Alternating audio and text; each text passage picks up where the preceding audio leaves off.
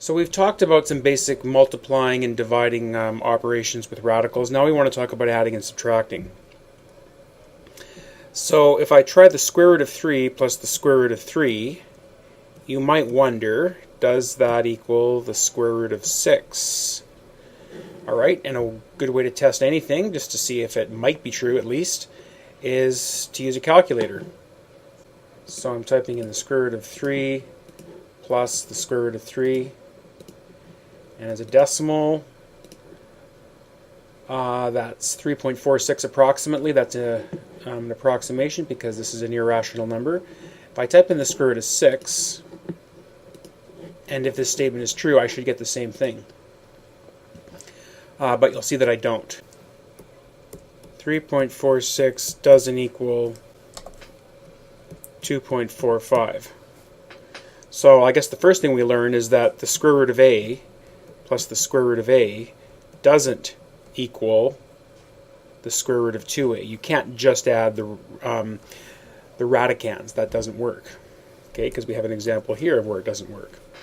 Okay, what else could we try? The square root of 3 plus the square root of 3. Now if you think of this like x plus x, we know that that would be 2x. So it seems reasonable that root 3 plus root 3 might be 2 times the square root of 3. Alright, so this plus this, which we have as 3.46, this should be 3.46 if this statement is true. 2 times the square root of 3, and it is. And in fact, this is the key to adding radicals. You can only add radicals if the radicands are the same.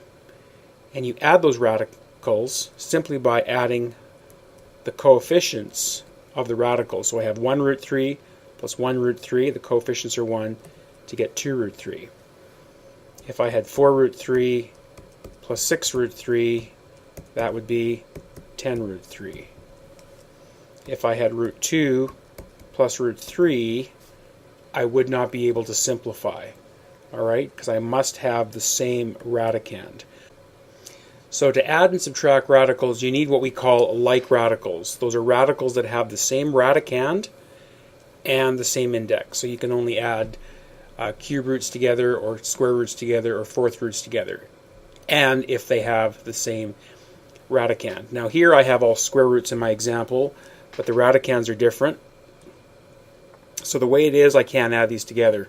But what I can do is I can break these individual radicals down. I can simplify them first. So I think of the biggest perfect square that goes into 54, which is 9, with 6 left over. 150, square root of 25 times the square root of 6. 98, square root of 49 times the square root of 2. And the square root of 72, the square root of 36, times the square root of 2. So let's simplify and see what happens there. So I come down here and I see the square root of 9 is 3, and 3 times 2 is 6. So I have 6 root 6 plus 5 root 6 plus 7 times square root of 2 minus 6 times the square root of 2. And after reducing, then I notice that I have like radicals. These two have the same index and the same radicand. So 6 root 6 plus 5 root 6 is 11 root 6. And like terms here, 7 root 2 minus 6 root 2 is 1 root 2. And so the decimal for this is equivalent to the decimal for my original expression. Let's look at another example, this one involving variables in the radicand. We're told that our variables are positive, which ensures that all of these radicals are square rootable. In other words, we have 0 or positive radicands. At the moment, we can't add these together because even though we have radicals of the same index, square roots, our radicands are different. So we do not yet have like radicands. So what we need to do is try to break down or simplify each of these radicals in the expression to see if in fact once simplified, we have like radicals. All right, so we're going to extract our perfect squares from each radical.